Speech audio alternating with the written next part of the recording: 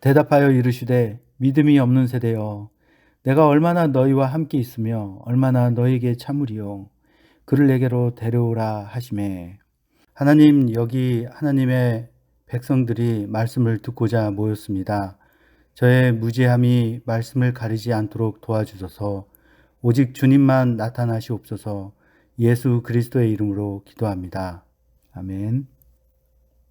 지난 설교에서 두 가지를 말씀드렸습니다. 하나는 일반적인 지식은 지식 구성에 있어서 경험되고 합리적으로 이해되는 것만을 지식 체계로 삼는다고 말씀드렸습니다. 그래서 그 구성 방식에서 지식을 획득하고 동의 혹은 찬동이 있어야 하고 그것을 확신하는 신뢰 단계를 거치게 된다는 것을 말씀드렸었습니다. 다른 하나는 예수 그리스도 믿는 믿음으로 말미암아 우리의 인식 구조가 획기적으로 바뀌었다는 것이었습니다. 그리고 그 믿음의 시작과 완성이 예수 그리스도시라는 것이었습니다. 생각하는 방식이 완전히 다른 사람들이라고 말씀드렸습니다.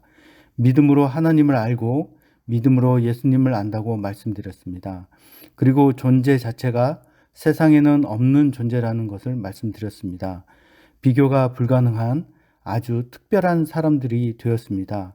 비록 지금은 이러한 인식이 세상의 방법과의 사이에서 충돌하겠지만 우리는 모두 믿음을 완전케 하시는 예수 그리스도의 각별한 사랑을 받는 사람들입니다. 또한 믿음의 기원이 예수 그리스도이시기 때문에 예수 그리스도를 믿는 것이지 우리 안에서 발생한 믿음으로는 도저히 예수 그리스도를 믿을 수 없다고 말씀드렸습니다. 다시 말씀드리지만 일반적인 인식 체계로는 예수 그리스도를 믿을 수가 없습니다. 시간이 허락하는 대로 예수 그리스도 믿는 믿음이 어떻게 우리에게 있는지 근본 원리에 대해서 더 설명드리려고 합니다. 왜 우리에게 획기적인 인식의 변화가 왔는지, 또 왜 세상에는 없는 존재가 되는지 근본 원리를 계속 해설해 드리려고 합니다. 위의 사실을 이해하기 위해서 우리는 예수님의 공생에 3년간 함께한 제자들의 상태를 확인해 보겠습니다. 그리고 구약에서 출애굽 당시 하나님의 백성들이 어떻게 했는지를 살펴보겠습니다. 이를 통해 경험으로 지식을 쌓아 형성되는 지식이 신앙을 형성할 수 있는지 없는지 살펴보겠습니다. 어쩜 이렇게 신약과 구약의 하나님의 백성들의 마음의 상태가 같은지 모르겠습니다. 우리는 예수 그리스도를 잘 믿고 싶어 합니다. 그래서 힘든 상황 속에서도 더욱 성경을 가까이 두려고 하는 것이 아닌가 생각됩니다. 우리는 늘 신앙에 더 가까이 가려고 마음을 품었다가도 멀어져 있는 나를 발견합니다. 그리고 기도하기를 내가 원하는 것을 좀 해주기를 원합니다. 하나님께서 나의 원하는 것을 해주실 때는 더없이 하나님이 나와 가까이 있는 것 같다가도 며칠, 몇 달, 몇 년을 기도해도 들어주시지 않는 것이 있을 때는 하나님이 나를 보고 계시는지 내 사랑하는 하나님 아버지가 왜 나를 이렇게 외롭고 힘들게 하는지 라고 생각하게 됩니다. 아마도 대다수의 사람들이 그렇게 생각하지 않을까 생각됩니다. 성경의 두 사건을 보면서 우리의 상태가 어쩔 수 없는 예수 그리스도를 믿는 믿음이 일도 없는 사람들이고 또 언제든지 상황이 되면 배신하기를 밥 먹듯이 하는 것을 알게 될 것입니다. 먼저 말씀드릴 것은 우리의 생활 속에서는 정말 예수 그리스도와 함께하고 있는지 우리 각자 자신에게 물어봐야 할 것이라 생각됩니다. 선배 신앙인들이 예수 그리스도 외에는 자랑할 것이 아무것도 없다 하는 말이 시간이 지날수록 공감이 가게 됩니다.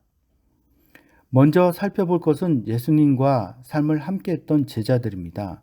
마가복음 9장 14절에서 19절입니다. 이에 그들이 제자들에게 와서 보니 큰 무리가 그들을 둘러싸고 서기관들이 그들과 더불어 변론하고 있더라. 온 무리가 곧 예수를 보고 매우 놀라며 달려와 문안하거늘 예수께서 물으시되 너희가 무엇을 그들과 변론하느냐?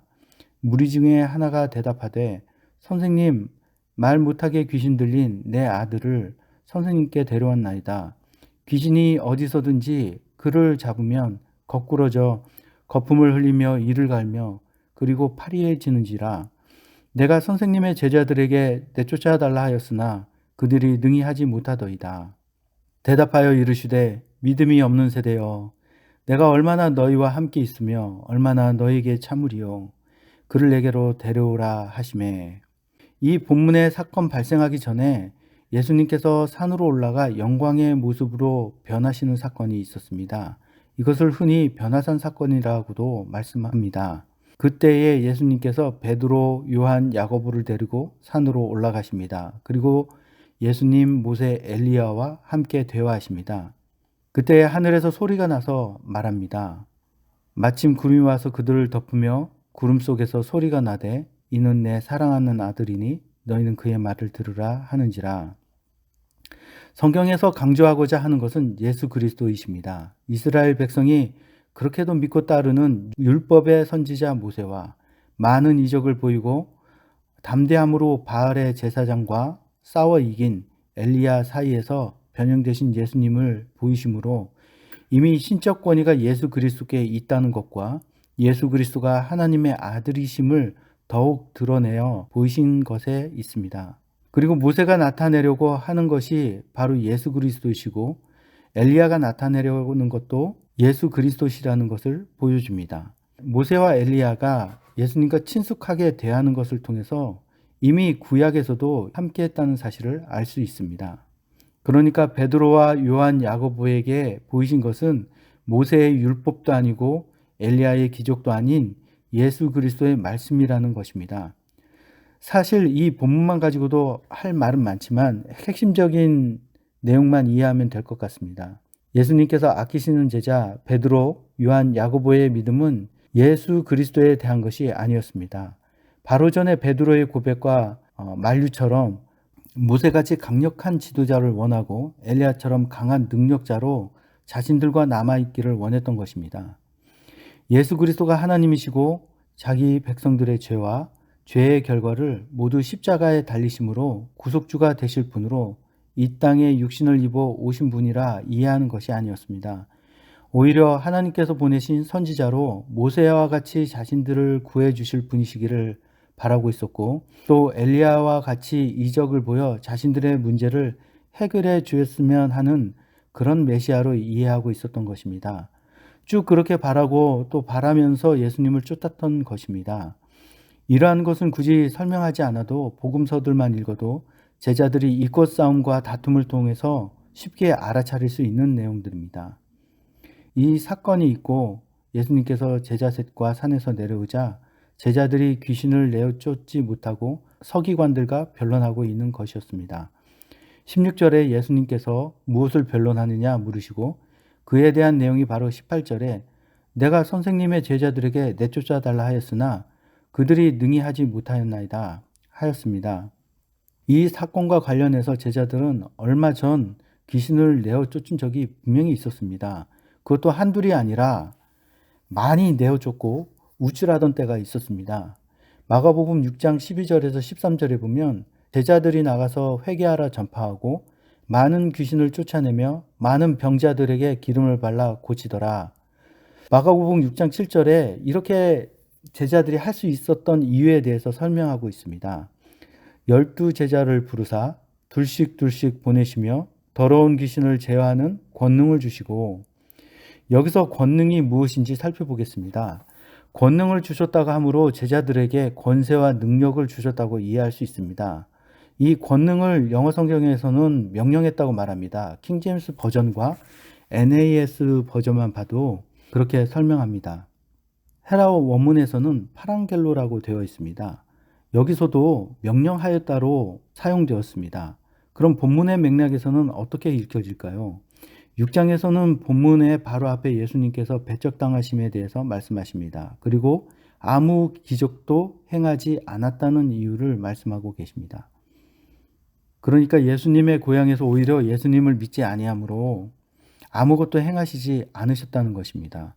마가복음 전체적으로 예수 그리스도가 하나님이시라는 것에 초점되어 있고 제자들의 믿지 아니함이 마가복음의 끝까지 병행되어 있습니다. 그러니까 여기 권능 이렇게 표현된 것은 결국에 예수님의 행하심을 얘기하는 것입니다. 예수님께서 그것을 행하셨다. 마가복음은 예수님이 하나님이심을 드러내는 것에 상당히 초점되어 있습니다. 예수 그리스도께서 더러운 귀신을 제어하는 명령을 주시고 귀신을 내어 쫓는 분이 예수님이시라는 것을 보여주기 위한 말씀입니다. 실제로 6장 전에 바로 5장에 귀신이 돼지떼에 들어가 몰사하는 일이 있었습니다. 그리고 죽은 것 같은 야이로의 딸을 살리시고 혈루증으로 고통하던 여인을 치료하셨습니다. 이것이 제자들을 파송하기 전에 있었던 사건들입니다. 귀신이 돼지떼에 들어가 몰사함으로 예수님이 귀신을 내어 쫓는 권능 있으신 하나님이심을 선명하게 보여주셨고, 야이로의 딸과 혈루증 앓는 여인을 통해서 생명과 권능이 예수 그리스도에 있고, 동시에 선명하게 예수 그리스도 믿는 믿음을 통해 문제의 해결을 받는다는 것을 명확하게 하셨습니다. 제자들은 자신의 경험상 예수님을 믿는 믿음에 대하여 알게 되었을 것입니다. 제자들은 그 모든 것을 보고 이제 예수 그리스도의 명령으로 파송을 받습니다. 이제 제자들을 파송하면서 예수님께서 명령하심으로 제자들은 예수 그리스도 믿는 믿음이 있어야 한다는 것을 조금이나마 이해하게 되었을 것입니다. 파송 당시 제자들은 예수님께서 하신다는 믿음이 있었을 것입니다. 그랬기 때문에 믿지 아니함에 대한 회개를 외쳤을 때 회개와 귀신을 내어 쫓는 일이 가능해졌을 것입니다.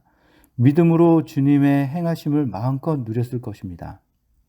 이제 다시 돌아와서 아까 제자들의 변론을 한번 보겠습니다. 사실 제자들은 귀신 들린 아이를 데려오자 몇 차례 시도하였을 것입니다. 그러나 귀신 내어 쫓는 것에 실패하였고 왜 못했는지 의아해했을 것입니다. 여기에서도 핵심은 예수 그리스도이십니다. 예수 그리스도만이 그 일을 하실 수 있는 분이십니다. 문제는 제자들이 이 귀신을 제어할 수 있는 분이 예수 그리스도라는 것을 믿는 것에 있었습니다. 제자들은 이전에 자신들이 귀신을 내어 쫓는 일을 통해 자신들이 할 수 있다고 생각했던 것입니다. 자신들에게 그 능력이 생겼다고 좋아했었던 것입니다. 이렇다 보니 제자들의 마음은 둔화해져서 바다 위를 걸어오시는 예수님을 알아보지 못했습니다. 마가복음 6장 52절에 보면 이는 그들이 그 떡 떼시던 일을 깨닫지 못하고 도리어 그 마음이 둔하여졌음이러라. 여기서 둔하여졌다는 것은 믿음에서 멀어졌다는 것을 의미합니다. 4,000명을 먹이는 기적을 일으키는 사건에서 제자들은 일관되게 할 수 없음을 피력하였습니다. 그리고 예수님께서 제자들이 계속 깨닫지 못함을 두고 한탄하셨습니다. 제자들은 마음이 둔하여졌다는 것을 보여주는 예가 또 있습니다. 베드로가 주는 그리스도시요 살아계신 하나님의 아들입니다 고백을 한 후에 죽고 사흘 만에 부활할 것이다 이렇게 예수님이 말하자 베드로는 예수님께 무례를 범합니다. 성경에서 붙들고 항변했다고 말했는데 정말 심하게 붙들고 흔들었습니다. 그리고 그 일이 일어나면 안 된다고 항변하는 것이었습니다. 완전히 우리의 구원을 없애려는 사탄의 계획과 같은 말을 합니다. 이때 베드로는 우리에게도 사탄과 같은 존재입니다. 우리의 구원을 없앨 뻔하지 않았습니까? 문제는 다른 제자들입니다. 베드로의 이 무례한 행동에 대해서 그냥 지켜보고만 있었습니다. 그들도 생각이 같았던 겁니다. 그리고 자기 목숨과 명예를 위해 예수 그리스도를 따르는 제자들에게 예수님께서 직접 일침을 가하십니다. 8장 34절, 35절, 36절, 37절 한번 보겠습니다. 무리와 제자들을 불러 이르시되 누구든지 나를 따라오려거든 자기를 부인하고 자기 십자가를 지고 나를 따를 것이니라. 누구든지 자기 목숨을 구원하고자 하면 잃을 것이요 누구든지 나와 복음을 위하여 자기 목숨을 잃으면 구원하리라. 사람이 만일 온 천하를 얻고도 자기 목숨을 잃으면 무엇이 유익하리요? 사람이 무엇을 주고 자기 목숨과 바꾸겠느냐? 사실 예수님을 따르는 다수의 생각은 예수 그리스도를 모세와 엘리야처럼 자신을 구원해 줄 선지자로 이해하고 있었고 예수님을 통해 무언가 얻으려고 생각하고 있었습니다. 특히 가까이 있는 제자들은 그 많은 예수 그리스도의 사역을 함께하였음에도 불구하고 시종 믿지 아니함으로 일관하였습니다. 예수 그리스도를 믿는 이유는 오직 자기 자신을 위해 믿는 것뿐이었습니다. 결국 예수 그리스도께서 십자가에 달리시러 끌려갈 때에도 제자들은 모두 말로는 주와 함께 죽을지언정 주를 부인하지 않겠나이다. 이 말이 끝나기가 무섭게 끌려가는 예수님을 보면서 즉시로 모두 도망갑니다. 이런 제자들의 모습을 통해 이 제자들이 정말 예수 그리스도를 믿고 있었다고 말할 수 있을까요? 정말 예수 그리스도께서 주시는 믿음이 아니고는 우리 스스로 예수 그리스도를 믿을 수 있을까요? 예수님은 제자들의 이 믿음 없음을 얼마나 인내하셨을까요? 오늘 하려는 말씀의 내용은 이것입니다. 산 위에 따라간 3명의 제자들이나 산 아래 제자들이 모두 자신의 소견대로 믿었습니다. 보고 듣고 알게 된 것을 자신의 방식으로 이해하고 해석하여 자신에게 적용한 것입니다. 예수 그리스도 믿는 믿음이 우리의 이성과 상식, 경험으로 시작된다면 제자들이 그렇듯이 예수 그리스도를 믿는 바른 믿음 위에 설 수 없을 것입니다. 우리의 믿음은 전혀 예수 그리스도를 믿지 못하는 믿음에 그치고 말 것입니다. 예수 그리스도께서 제자들을 부르셨지만 결국 제자들은 예수 그리스도를 처음부터 끝까지 믿지 못하는 것을 볼 수 있었습니다. 다음 주에는 구약의 하나님의 백성들이 어떻게 여호와 하나님을 믿지 아니하는지를 보려고 합니다. 이번 한 주도 모든 일에 예수 그리스도의 인격이 여러분과 함께 거하신다는 것을 확신하며 한 주를 보내시기 바랍니다. 기도하겠습니다. 주님, 우리에게 믿음을 주셨습니다. 그것을 감사드립니다. 믿음 있음을 귀히 여기고 살아갈 수 있도록 인도하여 주시옵소서. 예수 그리스도의 이름으로 기도합니다. 아멘.